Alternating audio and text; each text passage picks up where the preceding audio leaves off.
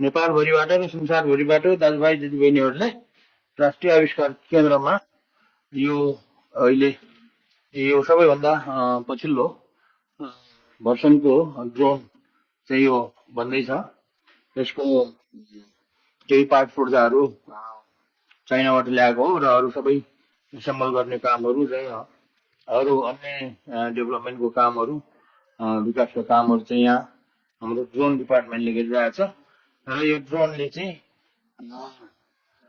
55 किलोसम्म 55 kilo चाहिँ बोक्ने त्यसको चाहिँ नर्मल उसो, तर बोक्नलाई त यसले 55 किलो भन्दाखेरि पनि बढी बोक्छ,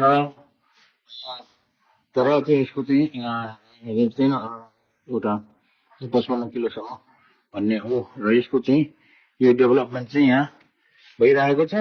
यसलाई चाहिँ उडाउने कामहरू सबै परीक्षण गर्ने कामहरू भाइ बहिनीहरूले गर्छन्। ल हेर्नुहोस्, राष्ट्रिय आविष्कार केन्द्रमा यो भनेको ड्रोन भयो र अर्को चाहिँ ड्रोन चाहिँ भनेको चाहिँ भिटोल हो। योभन्दा फिक्स विङ भिटोल, त्यसको चाहिँ विकास पनि हुँदैछ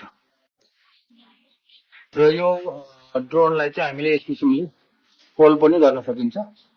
फोल्ड गरेर यसलाई चाहिँ सानो रूपमा यो ढुवानीको लागि एक ठाउँदेखि अर्को ठाउँमा लैजानको लागि यो ड्रोनलाई चाहिँ यस किसिमले फोल्ड गरेर पनि एक ठाउँबाट अर्को ठाउँमा लैजान सकिन्छ। हेर्दै जाउँ। अब यो सिक्दै गरेको कुराहरू हो। अहिले नै चाहिँ मान्छे बोक्ने चाहिँ हुँदैन, तर यसले पनि बोक्छ। 50-60 किलोसम्मको मान्छेलाई यो ड्रोनले पनि बोक्न त, तर हाम्रो उद्देश्य चाहिँ यो मान्छे बोक्नुको लागि यो ड्रोन बनाएको होइन। यो चाहिँ दुर्गम ठाउँहरूमा सामानहरू ओसार पसार गर्नुको लागि यो ड्रोन बनाएको हो। यो मल्टिरोटर ड्रोनको साथै आविष्कार केन्द्रमा अहिले यो फिक्स विङ ड्रोन भनिन्छ अथवा के अरे भिटोल, भर्टिकल टेकअफ एन्ड ल्यान्डिङ ड्रोनको चाहिँ अर्को ड्रोन बनाउनुको लागि यसको यो कार्बन फाइबरबाट यसको विभिन्न किसिमको पार्ट्सहरू चाहिँ यी आविष्कार केन्द्रमा नै बनाउन लैरहेछन्। सुरुमा त अब नेपालमा त्यो मल बनाउने फ्याक्ट्री नभएको हुनाले चाहिँ यो काठबाट चाहिँ यहाँ अभाइलेबल बोर्डको ब्लकहरू मास्टर मोल्ड बनाउँछ।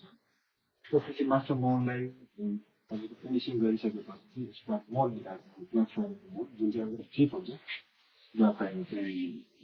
र यो सबै किसिमको पार्ट्सहरू चाहिँ अब यो ग्लास फाइबरबाट निकाल्दाखेरि त्यसको मोलहरू बनाउनको लागि यस्तै किसिमको एउटा जुगाड किसिमले चाहिँ यसको उसहरू मोलहरू बनाएर यहाँ बनाइएको छ। फिक्स विङहरूको चाहिँ डिजाइन पनि सँगसँगै भइरहेको छ।